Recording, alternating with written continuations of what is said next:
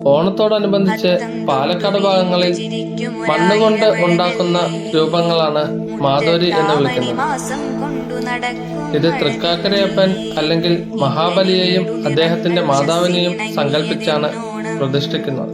ഭംഗിയിലോരോ പൂക്കളമായി വിടർന്നു തിരുവോണം, അത്തം തൊട്ടു വിരിഞ്ഞു ചിരിക്കും ഒരായിരം അഴകല്ലേ. ഐതിഹ്യപ്രകാരം അസുര ചക്രവർത്തിയായ മഹാബലിയെ വാമനൻ പാതാളത്തിലേക്ക് ചവിട്ടിത്താഴ്ത്തുന്നതിനു ശേഷം അദ്ദേഹത്തിന്റെ മാതാവ് മകനെ ഓർത്ത് അതീവ ദുഃഖിതയായി. മകന്റെ വേർപാടിൽ വിഷമിച്ചിരുന്ന അമ്മയെ ആശ്വസിപ്പിക്കാൻ ദേവന്മാർ ഒരു വഴി കണ്ടെത്തി. വർഷത്തിലൊരിക്കൽ തിരുവോണനാളിൽ മഹാബലിക്ക് തന്റെ പ്രജകളെയും മാതാവിനെയും സന്ദർശിക്കാൻ അനുവാദം നൽകി. ഭംഗിയിലോരോ പൂക്കളമായി വിടർന്നു തിരുവോണം. ഇങ്ങനെ ഓണനാളിൽ വീട്ടിലേക്ക് വരുന്ന മകനെ സ്വീകരിക്കാൻ അമ്മ കാത്തിരിക്കുന്നതിന്റെയും അമ്മയെ കാണാൻ മകൻ എത്തുന്നതിന്റെയും മരണ പുതുക്കലാണ് മാധോരി മണ്ണുകൊണ്ട് നിർമ്മിച്ച് പൂജിക്കുന്നത്. ഭംഗിയിലോരോ പൂക്കളമായി വിടർന്നു തിരുവോണം.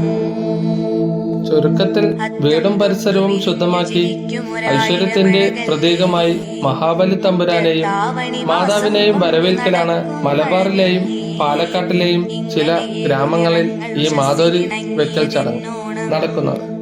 ഭംഗിയിലോരോ പൂക്കളമായി വിടർന്നു തിരുവോണം, അത്തം തൊട്ടു വിരിഞ്ഞു ചിരിക്കും ഒരായിരം അഴകല്ലേ.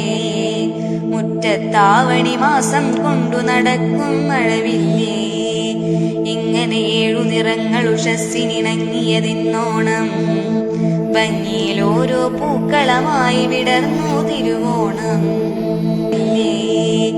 ഇങ്ങനെ 7 നിറങ്ങൾ ഉഷസ്സിനിണങ്ങിയതിന്നോണം, ഭംഗിയിലോരോ പൂക്കളമായി വിടർന്നു തിരുവോണം.